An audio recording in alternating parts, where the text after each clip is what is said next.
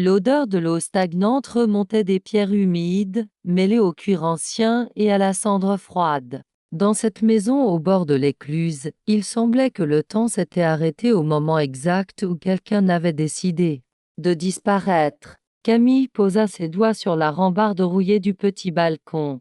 Son regard se perdit dans le mouvement lent du canal, miroitant sous le ciel gris de septembre. Tout ici semblait glisser lentement vers l'oubli. La bâtisse, autrefois auberge, portait encore les traces de vie dans ses murs délavés. Elle n'était pas revenue ici depuis 11 ans. Pas depuis. Non. Elle n'y pensait plus ou faisait semblant. Les souvenirs, chez elle, n'étaient jamais vraiment morts. Ils savaient attendre, silencieux, dans les recoins. La lettre était arrivée par erreur. Du moins, elle en avait été convaincue au début. Une enveloppe pâlie, presque anonyme, sans adresse précise, juste son prénom, et une écriture qu'elle n'avait pas vue depuis longtemps. Une écriture trop bien connue. Tu sais où me trouver. L'écluse n'a pas bougé. Moi non plus. Rien d'autre. Pas de nom, pas de signature, pas même une date. Elle avait relu ces mots au moins 20 fois, les doigts tremblants, le cœur frappant contre ses côtes comme un animal trop longtemps enfermé. Elle s'était juré de ne jamais revenir ici, et pourtant, la voilà, tirée par quelque chose d'ancien, de non résolu. Le genre de lien qui ne s'efface pas, même quand on le nie, surtout quand on le nie. L'intérieur de la maison était resté presque identique. La lumière tamisée filtrait à travers les rideaux décolorés. Les meubles semblaient déplacés, comme si quelqu'un avait vécu ici sans vraiment s'y installer. Dame trace de passage, mais rien de personnel. Rien qui dise je suis là. Elle monta les escaliers lentement, chaque marche émettant un léger gémissement. Dans la chambre du fond, celle dont elle se souvenait trop bien, le lit était défait. Un drap froissé, une tasse encore tiède sur la table de nuit. Quelqu'un n'était passé. Récemment. Son nom à elle. Juste Camille. Comment pouvait-il savoir où elle était maintenant? Elle avait changé de ville, de vie, d'apparence presque. Une nouvelle existence, construite pierre par pierre pour recouvrir l'ancienne. Et pourtant, cette lettre avait tout fissuré. Le passé suintait à nouveau sous la surface, prêt à rejaillir. Elle s'assit sur le bord du lit. Le silence dans la pièce était si dense qu'il en devenait presque sonore. Le battement de son cœur, le froissement de ses vêtements, tout semblait amplifié. Elle passa sa main sur les draps, hésitante. Et c'est là qu'elle le vit. Une photo glissée sous l'oreiller. C'était une photo ancienne, argentique, comme celle qu'on développe encore dans certaines chambres noires. Dessus, elle se reconnut. Plus jeune, bien plus jeune. Assise dans l'herbe, près de l'eau. Et lui, à côté d'elle, à moitié tourné vers l'objectif, les doigts effleurant les siens. Ils avaient l'air heureux, ou du moins, libres. Elle n'avait jamais vu cette photo. Un frisson la traversa. Pas de peur, quelque chose de plus profond. Une inquiétude douce, presque voluptueuse. Comme lorsque le désir surgit au milieu de la crainte. Elle reposa la photo. Il était là, quelque part. Elle en était certaine maintenant, mais ce n'était plus tout à fait lui qu'elle allait retrouver, et elle non plus n'était plus la même. La pluie avait commencé à tomber à peine audible, comme si le ciel voulait se faire oublier. Une brune fine, persistante, qui semblait ne mouiller que l'intérieur. Camille s'était endormie sur le lit défait, habillée, le corps engourdi par le froid humide qui s'infiltrait par les carreaux mal calfeutrés. Quand elle ouvrit les yeux, il faisait encore gris. Le silence était là, plus épais que jamais, mais différent, plus attentif. Elle descendit. La cuisine n'avait pas changé. Toujours ce carrelage bleu pâle, aux joints noircis, toujours cette vieille cafetière à l'italienne qui trônait sur la cuisinière.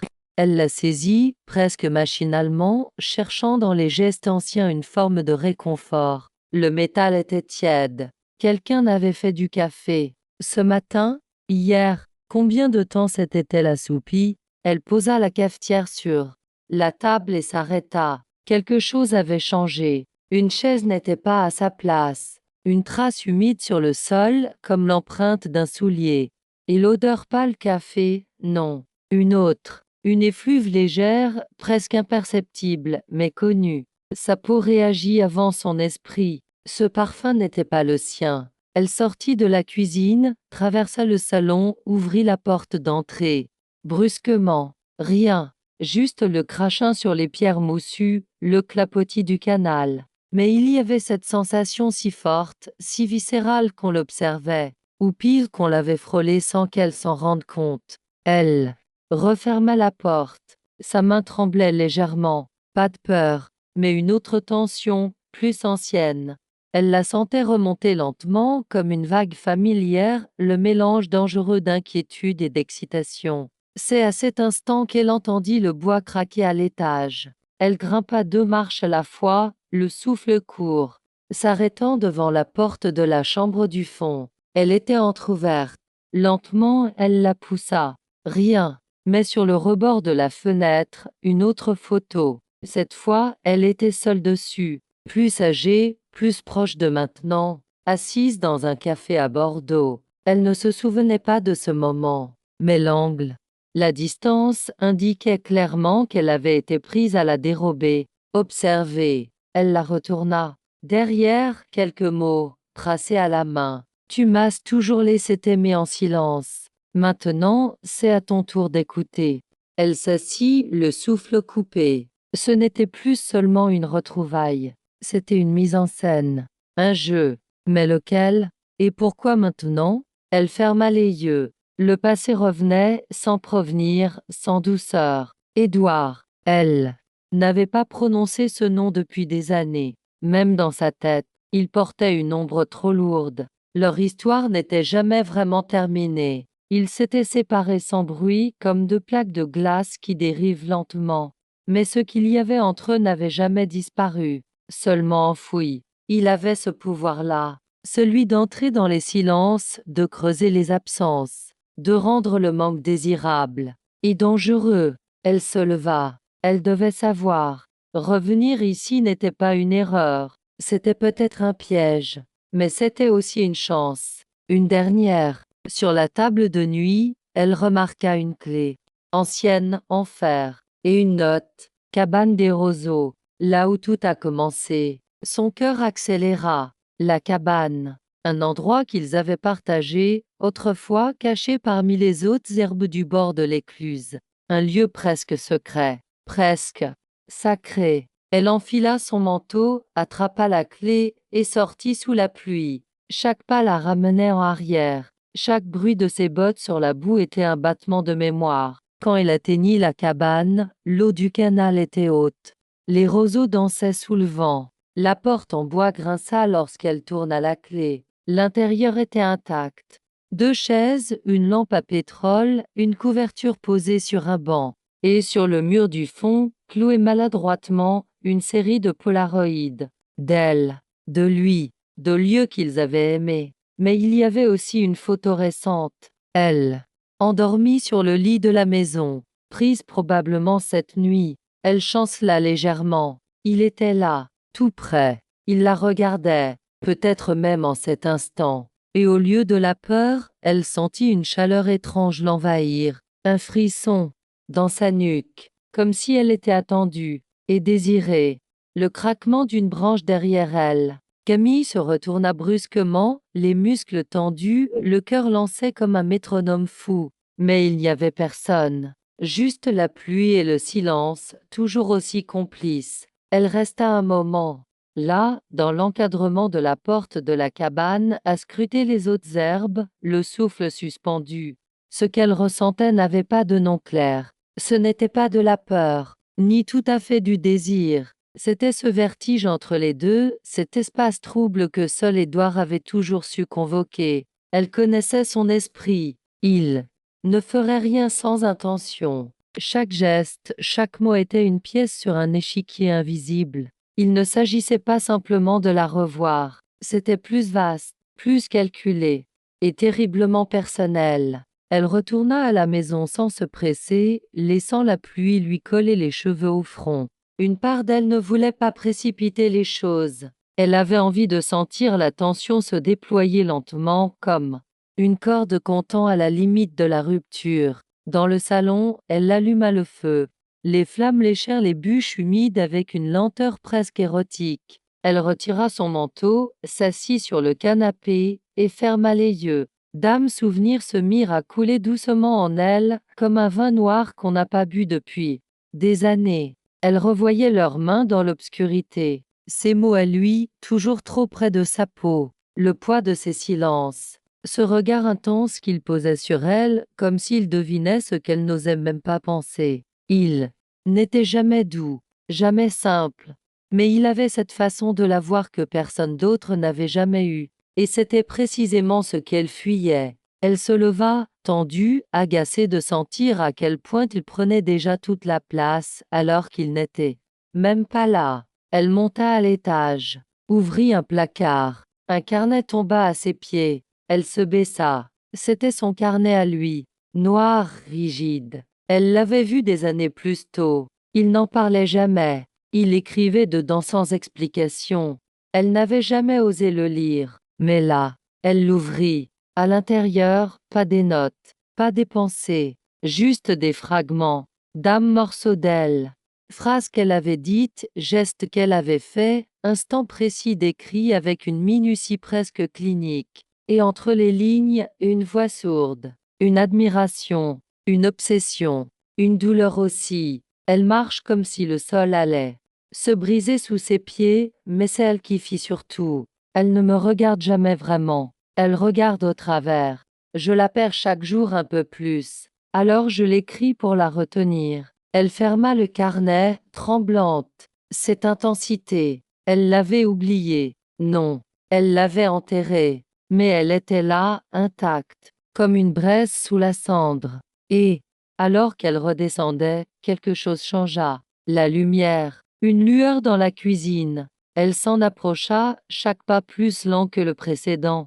La lumière venait du réfrigérateur, entrouvert. Elle posa la main sur la poignée. Dedans, une seule chose, un message, écrit sur le dos d'un vieux ticket de cinéma.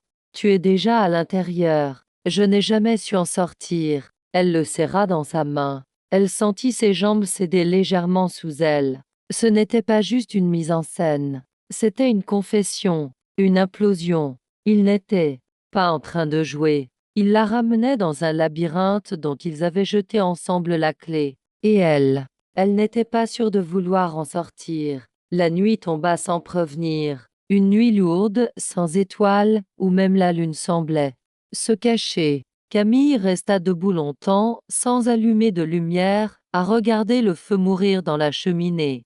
Les braises pulsaient doucement, comme un cœur à découvert. Elle ne bougeait plus. À cet instant, tout ce qu'elle était sa colère, ses peurs, son manque semblait suspendu dans l'air comme de la poussière lumineuse. Quand elle ferma enfin les volets, un souffle contre la vitre la fit se retourner. Pas un bruit, juste le vent, juste l'attente. Elle monta à l'étage et se laissa tomber sur le lit sans se déshabiller. Son corps était tendu, presque douloureux. Le sommeil ne venait pas. Elle restait là, les yeux grands ouverts, le cœur battant contre l'oreiller, à scruter chaque bruit de la maison.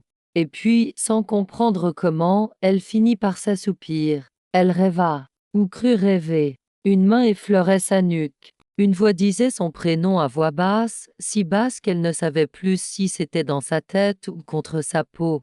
Une présence chaude, invisible, qui lui murmurait à travers les murs. Ce n'était pas un rêve érotique, c'était pire. C'était un souvenir travesti, une émotion brute, revenue par réfraction. Quand elle se réveilla, il faisait encore nuit, mais la chambre n'était pas vide. Quelqu'un avait laissé une bougie allumée, juste là, sur la commode. Elle n'était pas là avant. La cire fondait lentement, et la flamme dansait comme si elle respirait. Sur le sol, un carnet noir identique au premier, mais celui-ci était différent. Elle l'ouvrit. Les premières pages étaient blanches. Puis, au centre, un seul mot écrit à l'encre sombre.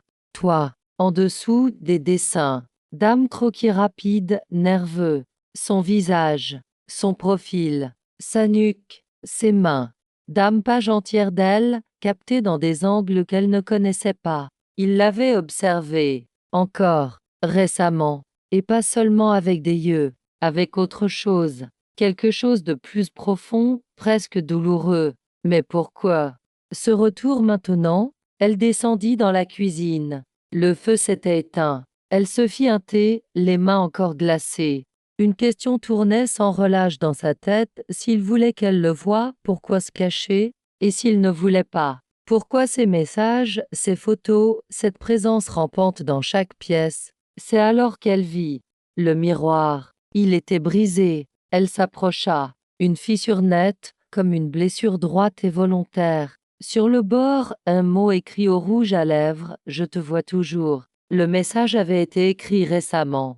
Le trait était encore frais, brillant. Quelque chose bascula en elle. Une certitude, enfin. Il était là, physiquement. Non pas un souvenir, non pas une mise en scène à distance. Il était dans la maison ou autour. Elle le sentait dans sa chair. Et au lieu de s'effrayer, elle sentit un feu nouveau monter en elle. Assez d'attente, assez de fuite. Elle voulait des réponses. Et s'il voulait la voir, alors il allait la voir, entièrement. Pas l'image qu'il avait gardée, pas l'ombre qu'il avait construite avec ses mots et ses regrets. Elle, ici, maintenant, avec ses silences à elle, sa colère, son désir. Elle grimpa à l'étage, ouvrit toutes les portes, une à une. Rien. Puis descendit au sous-sol, un endroit qu'elle évitait depuis le début. Trop de mémoire, trop de solitude là-dessous. La lumière ne fonctionnait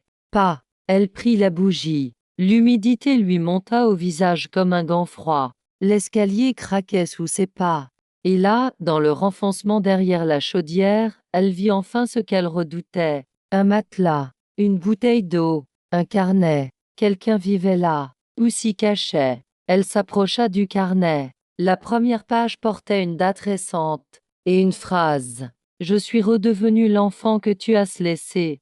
Camille resta là, figée devant le carnet. L'air du sous-sol lui brûlait la gorge. Trop humide, trop dense. Elle le savait, chaque mot inscrit dans ces pages serait une morsure. Elle tourna les pages lentement. Une écriture nerveuse, presque rageuse, traversait les lignes comme un souffle. Ce n'était plus des phrases. C'étaient des éclats. Dames à feu. Tu m'as aimé sans t'autoriser à le dire. Et moi, je t'ai attendu sans jamais apprendre à partir. J'ai tout reconstruit ici, avec les ruines de nous. Tu crois être libre, Camille. Mais ce que tu fuis est en toi. Elle ferma le carnet, comme si la refermer allait arrêter le tremblement dans son ventre. Elle remonta d'un pas plus rapide qu'elle ne le voulait. Dehors, le jour commençait à poindre. Un matin blême, lavé de toutes couleurs. Elle s'assit sur les marches de la maison, une couverture sur les épaules, le regard perdu sur le canal. Les eaux étaient hautes, les reflets instables. Tout semblait mouvant. Rien ne tenait, ni les heures, ni les certitudes. Elle se demanda pourquoi elle n'était pas repartie. Pourquoi, au lieu de fuir cette étrangeté, elle s'en était faite complice. Parce que tu veux le revoir. L'évidence était crue, brutale et vraie. Elle voulait voir son visage après toutes ces années, sentir si la blessure qu'il portait encore lui allait toujours, savoir s'il était resté ce même homme intense, magnétique et parfois cruel. Et surtout comprendre pourquoi elle ne pouvait pas l'oublier. Le téléphone qu'elle avait laissé dans son sac vibra. Un message. Numéro inconnu. Tu es prête maintenant. Ce soir. Même endroit. Elle relut les mots plusieurs fois. Il ne lui demandait rien. Il affirmait. Il savait. Et cela la troubla plus que tout. Comment pouvait-il encore deviner son état intérieur avec cette précision? Comme s'il voyait à travers elle. Encore. La journée passa lentement. Trop lentement. Elle ne mangea pas. N'essaya même pas. Elle fit couler un bain chaud, y resta longtemps, les yeux fermés, le corps flottant comme hors d'elle. Et dans cette léthargie douce, une certitude s'imposa, elle allait y aller. Ce soir, cabane des roseaux. Mais elle n'irait pas fragile. Elle s'habilla avec soin.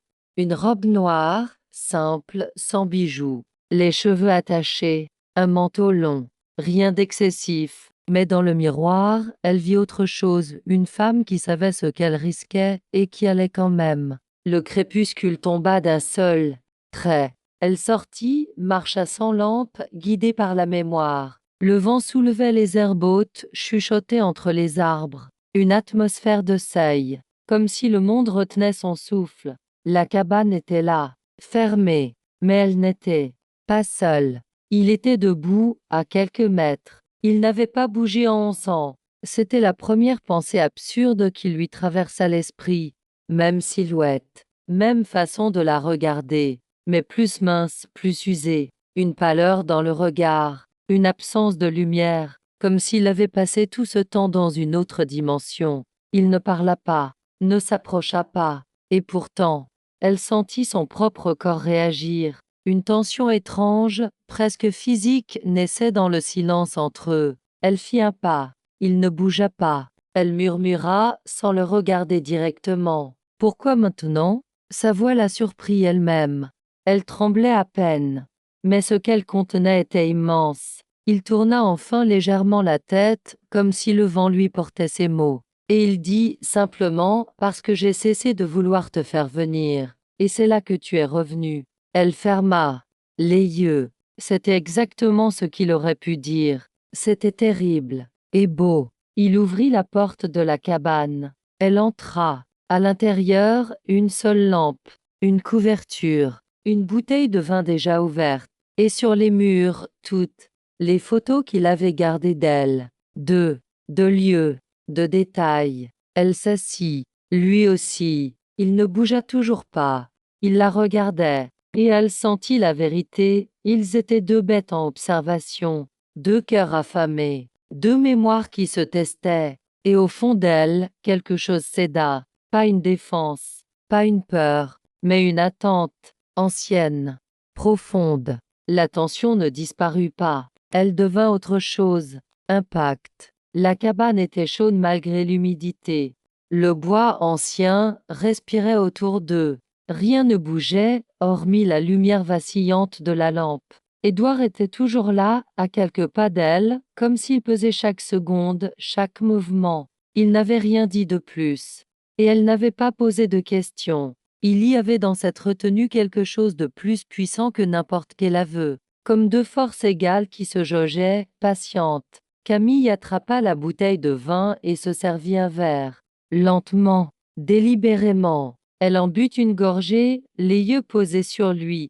Puis elle tendit le verre dans sa direction. Il le prit sans un mot. Leurs doigts ne se touchèrent pas, mais le contact manqué était plus vif que n'importe quelle caresse. Il but à son tour, et reposa le verre, sans le lui rendre. Le silence s'installa, plus épais, plus dense, pas hostile, mais habité. Enfin, il parla. Sa voix était rauque, plus grave qu'avant, comme polie par le temps. « Tu es venu parce que tu savais que je ne te laisserais pas en paix. » Elle ne répondit pas tout de suite. Elle voulait comprendre pourquoi ce simple murmure réveillait en elle des tremblements qu'elle croyait enterrés. Il y avait chez lui cette façon de la dire, de la nommer, qui la faisait se sentir nue, vraie. « Je suis venue parce que je ne veux plus vivre à côté de ce qui aurait pu exister, » répondit-elle enfin. Il sourit, ce sourire qu'il n'offrait jamais sans trouble. Celui qui disait « Je t'ai attendu, même dans ma colère ». Tu crois encore qu'il s'agit de ce qui aurait pu être. Mais tout est encore là. Elle s'approcha à mi-distance, plus près du vin que de lui. Non, rien n'est intact, Édouard, rien. Il la regarda longuement. Puis, sans geste brusque, il sortit une enveloppe de sa veste, la posa entre eux. Tu veux des réponses. Tu les as déjà lues, mais pas comprises. Elle la reconnut. L'écriture, la première lettre, celle qu'il avait ramenée ici. Il y en avait une deuxième à l'intérieur. Elle l'ouvrit. Tu m'as laissé partir, Camille. Mais tu ne m'as jamais laissé sortir de toi. Tu as toujours su où j'étais, même quand tu faisais semblant de l'oublier. Alors je suis restée là, au bord, à t'attendre. Pas parce que je t'aimais, parce que je ne savais plus vivre ailleurs que dans ce manque-là. Elle sentit une brûlure monter en elle. Elle voulait le gifler, l'embrasser, hurler, s'enfuir, rester, tout à la fois. Mais elle resta silencieuse. Il s'approcha d'un pas. Justin. Et cela suffit à troubler l'air. Tu m'as laissé, dit-elle. Et tu m'as surveillé. Pendant des années. Il inclina la tête. Il ne niait pas. Je voulais voir ce que tu devenais sans moi. Elle se redressa, piquée, fière. Tu voulais vérifier que je te survivais. Un silence. Non, dit-il. Je voulais vérifier que je ne t'avais pas détruite. La phrase tomba dans l'air comme une pierre dans l'eau. Elle ricoche encore dans sa poitrine. Elle ne s'était jamais dit ça, jamais osé. Mais c'était là, maintenant, nue. Il avait peur de l'avoir abîmée. Et elle ne savait pas si c'était vrai. Elle s'assit, les jambes croisées, le regard fuyant. Ses mains serraient les bords de la couverture sans y penser. Tu m'as trop regardé de loin, murmura-t-elle. Tu m'as rendue abstraite. Il s'agenouilla devant elle, sans la toucher, et ce geste fut plus intime que 1000 étreintes. Je t'ai gardée vivante, Camille, parce que c'était la seule façon de ne pas m'effondrer. Elle sentit les larmes monter, mais elles restèrent bloquées. Elles ne coulaient jamais facilement, pas avec lui. Il la faisait trop sentir, trop penser. Et maintenant, dit-elle. Il approcha son visage du sien, très lentement, pas pour l'embrasser, mais pour l'atteindre. Maintenant, je veux que tu me regardes vraiment, pas l'homme d'avant, pas le fantôme. Moi, ici, le seul qui soit resté fidèle à ton absence. Et c'est là que tout bascula, pas dans un cri, pas dans un geste, dans un souffle, un battement de cils, une vérité nue. Ils étaient deux cœurs brûlés par les mêmes braises. Et cette nuit-là, ils ne dormirent pas. Ils restèrent face à face, à se dire tous en mots, à se découvrir autrement, par les silences, par les soupirs, par cette tension lente et délicieuse qui lie les êtres trop longtemps éloignés. Ils ne firent rien, mais tous fit.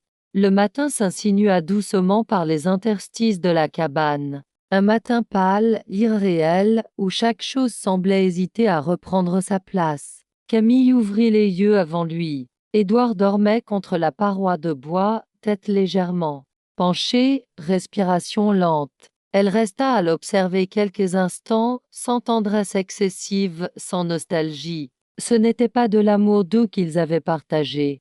C'était une forme d'aimantation obscure, quelque chose de trop ancré pour être simplement romantique. Elle se leva sans bruit, sortit. Le vent avait changé, plus sec, plus direct. Elle inspira profondément. Une part d'elle voulait courir, s'éloigner, quitter ce lieu et cet homme qui la regardait toujours avec un mélange de fièvre et de remords. Mais elle savait qu'il était déjà trop tard. Elle retourna à la maison, marcha longtemps dans les pièces vides. Le jour les éclairait autrement maintenant, moins lugubrement, mais pas plus simplement. Elle s'installa dans la cuisine, sans allumer de musique, sans téléphone. Elle voulait entendre le bruit de ses propres pensées, et c'était presque insupportable. Elle repensa à cette nuit. Rien ne s'était passé. Et pourtant, tout. Il n'avait pas touché l'irréparable, mais il l'avait reconnu. Et dans leur silence, 1000 aveux avaient circulé, invisibles. Édouard arriva 1 heure plus tard. Il entra sans bruit, s'arrêta au seuil, comme s'il savait qu'il franchissait quelque chose de fragile. Tu as fui, demanda-t-il simplement. Elle haussa les épaules. Je suis revenu. Il s'approcha, se servit un café, le même geste qu'autrefois. Et pendant quelques secondes, le temps les berça dans une illusion douce, celle qu'ils n'avaient jamais quitté cette maison, que tout ce qui s'était effondré ailleurs n'avait pas existé. Mais cette illusion ne dura pas. Camille se leva, soudain agitée. Tu m'as volé quelque chose, Édouard. Toutes ces années, à mes pieds, à m'écrire sans jamais envoyer, à me garder dans ta tête comme un secret que toi seul avais le droit de manipuler. Tu as fabriqué une version de moi qui ne m'appartient plus. Il la regarda, longtemps, et elle sentit cette brûlure dans son ventre. Il n'allait pas se défendre, il allait la regarder s'effondrer, et puis dire une seule phrase qui la ferait douter de sa colère. Peut-être. Mais c'est cette version-là que tu es venu retrouver. Elle serra les mâchoires. Il avait raison. Elle détestait cette vérité-là. Elle ne voulait pas être le reflet du désir d'un autre. Elle voulait être réelle, solide, mais elle ne savait plus si elle pouvait l'être face à lui. Je suis fatiguée, dit-elle simplement. Il s'approcha, posément, comme toujours. Reste quand même, pas pour moi, pour toi, parce qu'ici, tu as encore des choses à comprendre. Comprendre quoi? Que tu n'as jamais cessé de me posséder. Il s'arrêta. Non, que toi non plus, tu n'as jamais vraiment cessé de me chercher, même dans les bras d'un autre, même dans ta nouvelle vie. Elle le gifla. Le bruit résonna plus fort qu'elle ne l'aurait cru. Il ne recula pas, ne protesta pas. Il inclina légèrement la tête, comme pour accueillir le coup. Tu as raison de me haïr, dit-il. Je suis celui qui est resté dans la douleur pendant que tu essayais d'en sortir. Je n'ai pas essayé. J'ai réussi, jusqu'à ce que tu reviennes tout salir. Il la regarda, avec cette intensité qui la faisait presque vaciller. Alors détruis-moi, mais regarde-moi en le faisant. Regarde ce que tu es devenu avec mon absence. Elle sentit ses jambes fléchir. Il n'y avait rien à répondre à ça, parce qu'il ne mentait pas. Ils restèrent ainsi longtemps, debout, face à face, deux douleurs à nu, deux versions d'une même histoire qui ne s'étaient jamais réconciliées. Puis, il sortit, sans mots, sans regard, comme s'il savait qu'il avait été trop loin. Elle s'effondra dans le fauteuil. Les larmes, enfin, vinrent, pas des larmes de peine, larmes de lucidité. Ce qu'ils avaient n'était pas une histoire d'amour, c'était une obsession partagée, un besoin réciproque d'être vue, même dans le pire. Et ce matin-là, elle comprit qu'il n'y aurait pas de fin heureuse, mais peut-être une fin vraie. Elle resta longtemps seule dans la maison, pas immobile, non. Elle marchait, d'un étage à l'autre, d'une pièce à l'autre, comme un animal pris au piège dans un lieu trop vaste pour lui, mais sans issue. Chaque coin avait une mémoire, une image figée, une sensation résiduelle. Édouard était partout, sans y être. Ce n'était pas lui qui hantait la maison, c'était elle. Vers la fin de l'après-midi, elle décida de retourner à la cabane, non pas pour le revoir, mais pour voir ce qu'il avait laissé. Elle savait déjà qu'il ne serait pas là. Il ne répétait jamais deux fois la même scène.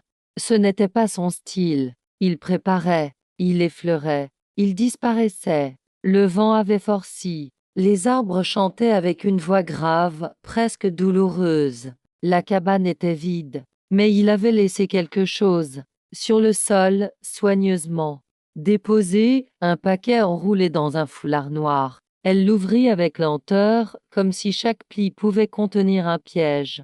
À l'intérieur, un objet qu'elle reconnut immédiatement. Une petite boîte de bois qu'elle gardait autrefois sur sa table de chevet dans leur ancien appartement à Lyon. Elle l'avait perdue. Du moins, c'est ce qu'elle croyait. Elle l'ouvrit. À l'intérieur, une mèche de chevelet, sien enroulé dans du papier de soie et un billet minuscule jauni par le temps. Tu laisses des morceaux de toi partout. Moi, je n'ai jamais su quoi faire de mes mains vides. Elle referma la boîte avec un geste brusque. Ce n'était plus une simple obsession, c'était une collecte, un culte discret et intime. Il l'avait gardée en fragments, et elle enrageait, mais elle frémissait aussi, car une part d'elle voulait être gardée, connue jusque dans l'oubli, et il l'avait fait. Le retour à la maison fut plus lent. Elle ne se pressait plus. La colère s'effritait. Elle n'avait pas peur, pas vraiment. Ce qu'elle ressentait était pire, une familiarité troublante avec ce qu'elle aurait dû rejeter, et la sensation diffuse que ce qu'elle avait fui n'était pas seulement lui, mais elle-même dans ses pulsions les plus inavouées. Dans l'entrée, une lettre, glissée sous la porte, écriture connue. Elle s'assit, alluma la lampe, ouvrit le pli. Tu veux comprendre, tu crois que je suis le monstre, mais regarde plus, loin. Rappelle-toi ce que tu as fait. Ce que tu as caché. Elle recula, son souffle se coupa. Non, non, il ne pouvait pas parler de ça. De cette nuit, elle tenta de se redresser, mais ses jambes fléchirent. Elle ferma les yeux. L'image revint. Ce soir-là, 11 ans plus tôt, le bord du canal, l'altercation, le cri, et le corps. Personne n'avait jamais rien su. Elle l'avait Fui, lui aussi, mais jamais il n'en avait reparlé. Jamais. Elle pensait que c'était fini, dissous, abandonné, mais il s'en souvenait, et maintenant, il revenait avec ça. Elle monta au grenier, là où elle cachait les choses qu'elle ne voulait plus voir. Dans une boîte au fond d'un carton, elle retrouva l'article de journal. Quelques lignes seulement. Disparition inquiétante d'un jeune homme dans la région de l'Écluse. Dernière fois vu en compagnie d'une femme non identifiée. Elle s'était tue. Édouard aussi. Et cette culpabilité avait pourri doucement entre eux, invisible, mais toujours là. Maintenant, elle comprenait. Il ne revenait pas seulement pour elle. Il revenait pour ça. Et elle, en revenant ici, avait accepté sans le savoir de rouvrir la plaie. Il ne s'agissait plus de désir, ni même d'amour. Il s'agissait de vérité, et de ce que deux êtres pouvaient faire l'un à l'autre quand l'amour devient poison. Elle ne trouvait pas le sommeil. Le lit était froid, trop grand, trop silencieux. Même le bois de la maison semblait s'être tu, comme si elle était désormais la seule à respirer.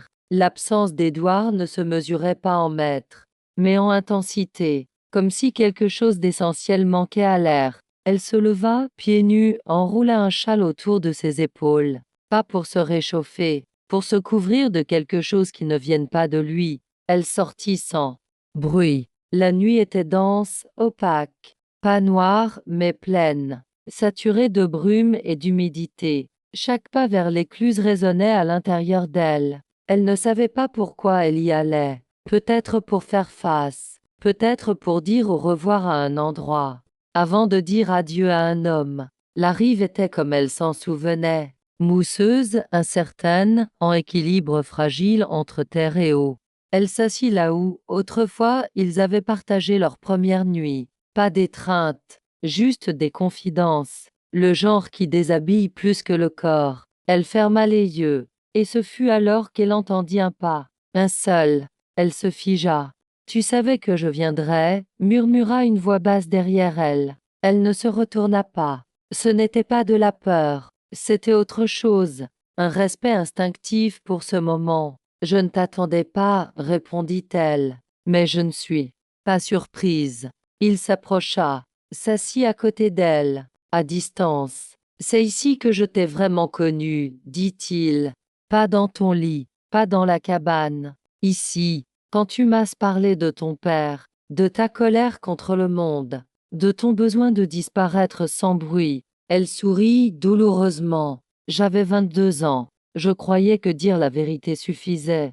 Pour être libre, tu ne l'étais pas. Non. Mais avec toi, j'avais l'illusion que je pouvais le devenir. Il acquiesça lentement. Moi aussi. Ils restèrent longtemps ainsi, assis au bord du vide, l'eau noire en contrebas. Puis il dit, sans la regarder, je veux te raconter quelque chose.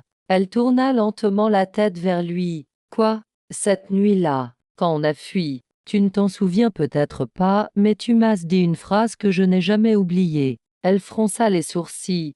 Elle ne se souvenait pas. Tu as dit, si tu me protèges ce soir, je te promets de ne plus jamais t'aimer. Un souffle la traversa. C'était elle, oui. C'était bien ce qu'elle aurait pu dire. Une tentative absurde de couper court à un lien en échange de silence. Et moi, reprit-il, j'ai répondu d'accord. Mais je ne te croirai jamais. Elle sentit quelque chose se briser en elle. Une digue. Elle pleura. Cette fois, vraiment. Pas de façon spectaculaire. Pas de sanglots. D'âme larmes lentes. Dense. Comme si elle coulait depuis un endroit trop ancien. Il tendit la main. Ne la toucha pas. Elle ne la prit pas non plus. Ce soir, dit-elle, c'est moi qui vais te protéger. En partant, en te laissant libre de m'oublier. Il ne protesta pas. Il ne supplia pas. Il hocha seulement la tête. Et dans ce geste, il y avait une acceptation rare, une maturité douloureuse, une faim qui ne voulait rien emporter, sauf le poids. Ils restèrent encore un moment, puis elle se leva. Et lui, cette fois, ne la suivit pas. Elle retourna seule à la maison. Et dans ce retour, il n'y avait pas de tristesse, seulement du réel. La nuit tomba brutalement comme un rideau. Pas de lune, pas d'étoiles. juste ce noir épais, presque solide, qui recouvrait tout. Camille n'avait pas allumé les lampes. Elle ne voulait pas de lumière. Pas maintenant. Elle avait besoin de rester dans cette obscurité, au cœur d'elle-même. Elle était allongée sur le tapis du salon, les yeux ouverts. Chaque fibre de son corps vibrait d'un souvenir qu'elle avait cru dissous. Le cri, l'eau, le goût métallique de la panique. La façon dont Édouard l'avait attrapée par les épaules l'avait forcée à regarder, à respirer, à se taire. Ils avaient fui ensemble, mais chacun avec une version différente du silence. Elle entendit un bruit dehors, un froissement, presque imperceptible. Elle se leva lentement. Elle savait déjà. Il était là. Elle ouvrit la porte sans crainte. Il se tenait devant elle, mains dans les poches, regard calme, trop calme. Tu te souviens? Demanda-t-il à voix basse. Elle hocha la tête. J'ai toujours su que tu me le ferais payer un jour, ajouta-t-elle. Il entra sans qu'elle le lui demande. Il connaissait déjà tout ici. Il connaissait même les endroits qu'elle refusait de visiter. Il s'assit. Elle resta debout. Pourquoi maintenant? Demanda-t-elle. Il posa ses mains à plat sur ses genoux. Un geste d'ancrage. D'homme qui ne veut plus fuir. Parce que je ne veux plus que ce soit seulement moi qui porte ça. Elle le regarda, figée. Elle avait tant de choses à lui dire, mais elle se dérobait toute, remplacée par cette sensation vieille, crue, de dépendance. Pas à lui, à eux, à ce lien morbide et magnifique qu'ils avaient bâti autour d'une tragédie. Il reprit. Tu crois que je t'ai suivi, espionné, surveillé. C'est vrai, mais pas pour te contrôler, pour vérifier que tu pouvais encore vivre avec ça, que ça ne t'avait pas dévoré. Et si ça m'a dévoré? Murmura-t-elle. Il releva les yeux, et cette fois il la vit vraiment, non comme une image, une obsession, une absence, mais comme elle était fatiguée, vulnérable, droite dans sa blessure. Alors partage-le avec moi. Un silence, une respiration suspendue. Elle s'assit lentement en face de lui, et pour la première fois depuis cette nuit-là, ils parlèrent.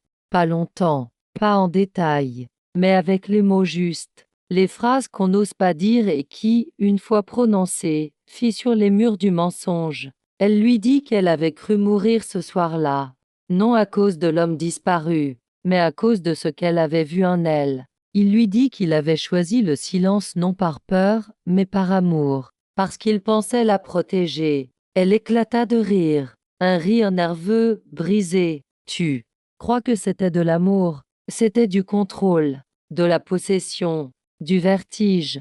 Il ne répondit pas. Il savait. Et puis il se leva, marcha jusqu'à la cheminée, sortit un petit objet de sa poche, le jeta dans le feu. Un pendentif, le sien. Elle comprit. Il avait gardé tout, chaque trace, chaque résidu. Il la regarda ensuite dans les yeux. Je suis prêt à te rendre ce que j'ai pris. Elle s'approcha. Le feu éclairait à peine leur visage. Le silence était revenu, mais cette fois il n'était plus une fuite, il était un choix. Et puis, elle murmura, moi, je ne suis pas sûre de vouloir le reprendre. Ils restèrent ainsi longtemps, immobiles comme deux témoins d'un crime ancien qu'on ne peut ni oublier, ni tout à fait condamner. Et dans ce flottement fragile, elle sentit quelque chose s'alléger. Ce n'était pas le pardon, ni la réparation, c'était simplement la fin, pas celle de leur histoire, mais celle du non-dit. Le jour se leva, avec lenteur, comme s'il avait hésité à pénétrer un espace aussi chargé. Les murs de la maison semblaient eux-mêmes réticents à accueillir la lumière. Camille, assise sur le bord du lit, observait les ombres changer de forme sur le parquet. Elle avait mal dormi, pas à cause d'Édouard, à cause de ce que le silence entre eux avait réveillé. Elle descendit sans bruit. Le plancher grinça sous ses pas, familièrement. Une tasse ébréchée l'attendait dans l'évier. Elle l'attrapa, versa du café noir, sans sucre. L'amertume lui mordit la langue. Elle laissa le goût l'envahir. Elle voulait sentir, être là, entière, après tant d'années à être en fuite constante de ses émotions, de sa propre image, de lui. Il arriva une dizaine de minutes plus tard, les cheveux encore humides d'une douche rapide. Il portait ce pull gris qu'elle connaissait trop bien, celui qu'il mettait les jours où il ne voulait pas être vu. Il s'arrêta sur le seuil, la regarda, et ne dit rien. Il n'avait plus besoin de mots inutiles. « Je pars demain », dit-elle. Il ne réagit pas, mais elle vit, dans l'infime crispation de sa mâchoire, que cela le transperçait. « Je ne suis pas venue pour rester. Tu le savais. »« Je sais. » Elle le regarda. Il tenait sa tasse comme on tient un poids. Ses yeux n'étaient ni tristes, ni durs. Ils étaient vides, pas absents vidés, comme s'il avait enfin accepté l'idée que le passé ne reviendrait pas. Pas vraiment. Tu vas faire quoi? Reprit-elle, presque à contre-cœur. Il eut un léger sourire, triste et désarmant. Je vais rester ici encore un peu. Peut-être longtemps, peut-être pas. Ce lieu est plein de toi. Je vais devoir le laver doucement de ta présence. Elle ferma les yeux. Ce qu'il disait était à la fois violent et bouleversant. Il ne l'accusait pas. Il constatait. Il reconnaissait que leur histoire, si tordue, si intense, ne pouvait plus continuer. Pas dans ce format. Pas dans cet espace. Je n'ai jamais voulu te faire mal, murmura-t-elle. Il s'approcha, se pencha vers elle, la toucha enfin, juste la joue. Un frôlement. Tu m'as fait bien plus que mal, Camille. Tu m'as ouvert. Tu m'as vidé.